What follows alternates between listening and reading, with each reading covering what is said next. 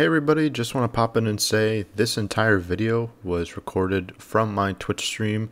It's twitch.tv/Teelore, so if you want to give me a follow there as well as subscribe here on YouTube, I would appreciate it. So all this commentary was done live. This was my live reaction to defeating Prime Enoch. Hope you guys enjoy. There we go, 10,000 health. Bring it, Enoch. Let's go. I can't wait to still embarrassingly lose.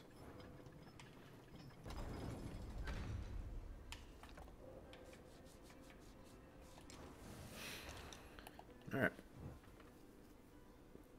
I didn't even look at the spell, honestly. What am I? Oh, Searing Shot. Okay. I'll probably forget to use it, but it's fine.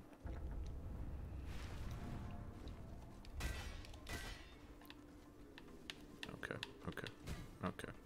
It's a lot harder to dodge than Lamech's version of that. Or, it reminds me of Lamech's thing where he holds his staff up in there. I need it. Okay. Okay, hold up. I've already lost 2,000 health. Not dealing with that. Okay. Oh my god, that one came from above. Alright. Alright, he's at half health.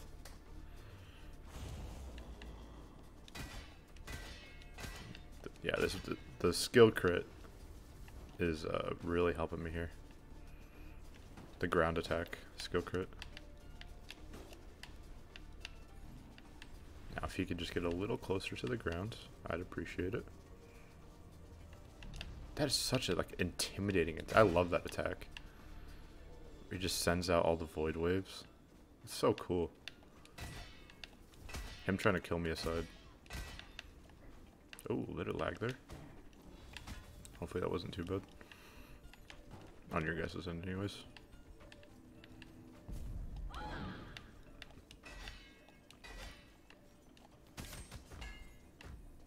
Alright, cool. You spawn them on top of each other. Ow. Oh, no, no, no, no, no. Not where I want to be. Not where I want to be. I don't like this. I don't like this. Alright, his thing's despawned.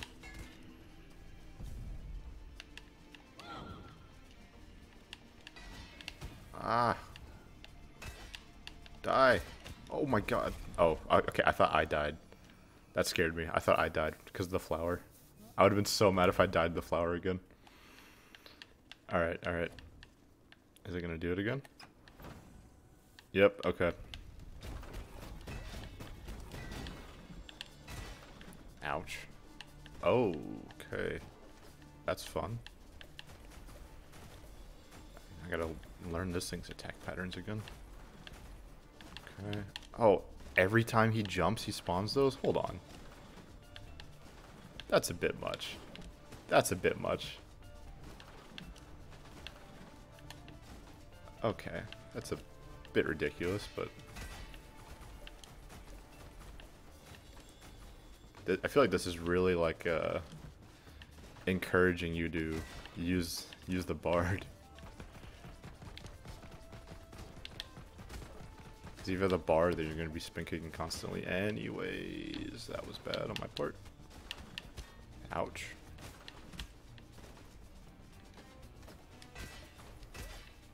Okay, so... Oh, man. This is tough. That was such a bad shot. I could just take it slow and steady. Ow.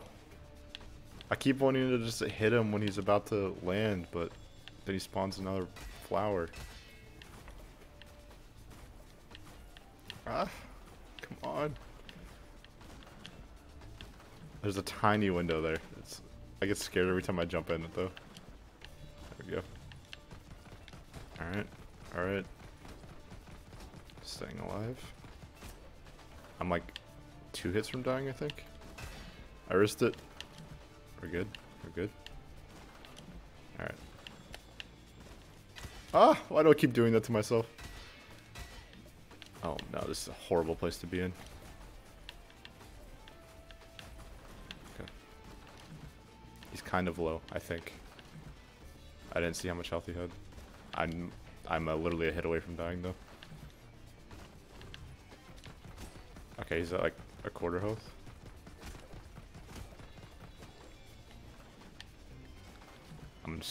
It's gonna be boring, but I'm gonna take this slow. Alright. I know you're in that direction. I'm out of mana. Okay. As long as I can win the dodge fight. That's all that matters.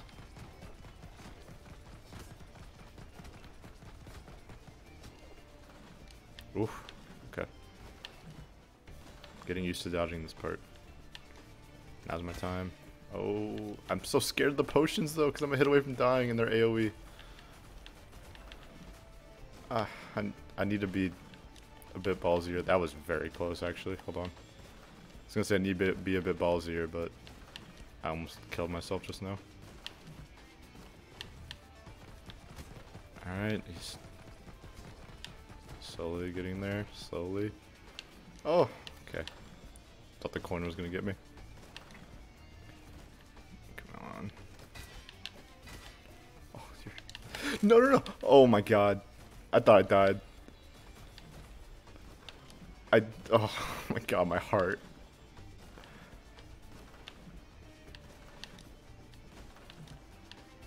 Please.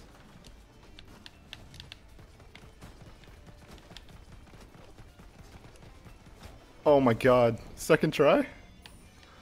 Oh, my heart when that potion came on my face. Oh my god. Wow. Alright. I mean, second try? I'll take that. Jeez. Okay, that is a tough fight. Tough fight. I'm surprised it didn't take that long, though.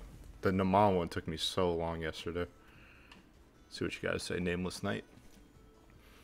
His head was always in the clouds, trying to solve problems that didn't need to be solved. If he just looked down a little sooner, things might have been different. Alright, let's go see what the new Prime Lore says. Shut up, Simon. Enoch's memory.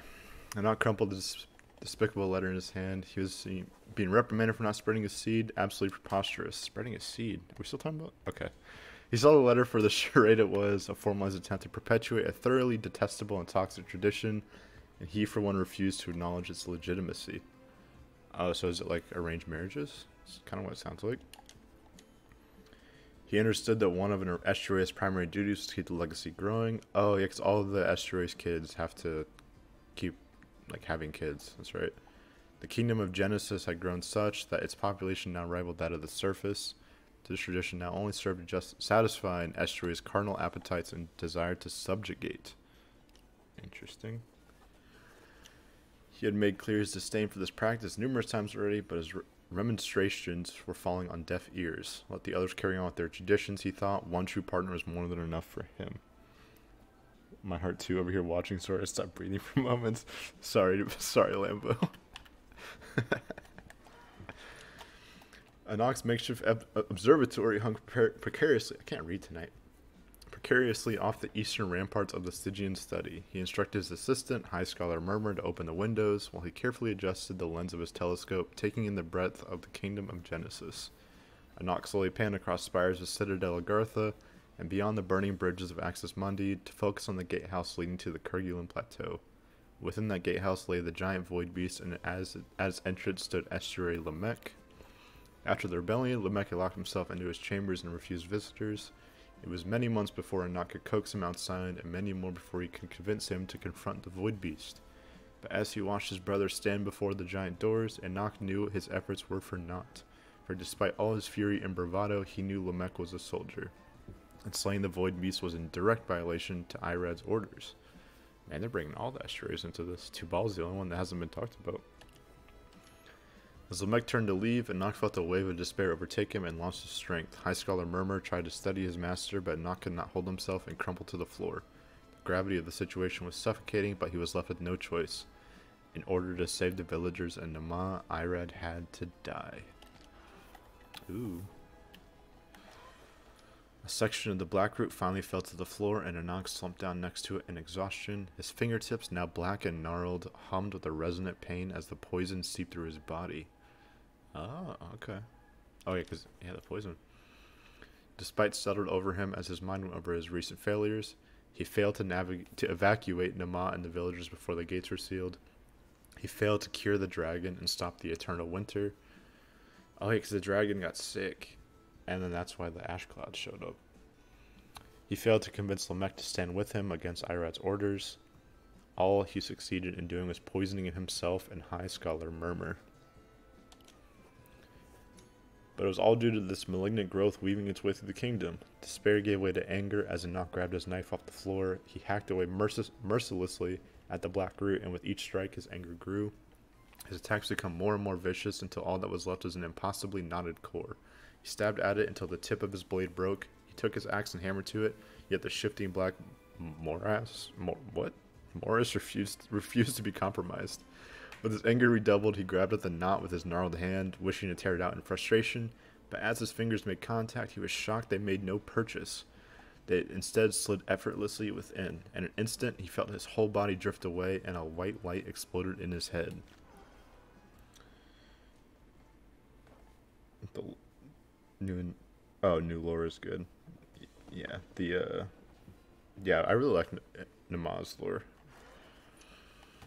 Enoch found himself floating in space, free from the confines of his body. He did not know how he knew this, but he was now part of the black root and could sense what it could. The root stretched on for thousands of miles across countless other worlds and planes of existence. He realized the knot he had struck was only a point in the network of roots that existed in his world. Gone was the study as new planes of experience opened up within his mind. In one world it seemed the dead roamed freely across the land, and flying metal cubes swarmed the night sky. Was that Minecraft? In another, a battle raged on at the foot of a massive armored tortoise as explosive weaponry fired out of its metallic shell. Enoch tried to reach out with his mind and grasp onto any artifacts he could find, if only to convince himself it was real. He reached for a strangely shaped drill here, a black metal hammer there. Everything he touched disappeared from that world, yet somehow he knew they were being pulled into his reality, like a faded memory forced into existence through sheer recollection. Despite the sensory overload, he could still sense the black roots pulling at him. It was a pull that absorbed the souls of the dead and dying and brought them back to the glowing white tree at the center of it all. Oh, there's that tree again they kept talking about. Just sprinkled throughout the story, they keep talking about this tree.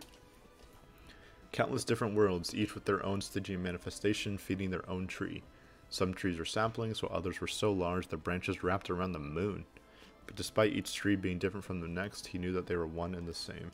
He wanted to stay and learn more, to experience more, but he could feel the tree rejecting his body. One more. As Enoch awoke, he was horrified to find the black root enveloping most of his body. He knew he could not save himself, but he needed time to recreate the poison, for it was the only thing powerful enough to stop Irad. But he could feel his strength draining from his body, and his limbs hardened like wood. He needed to find some surrogate to transfer his consciousness into before the roots overtook him. The life of a mimic chest proved more trying than anticipated.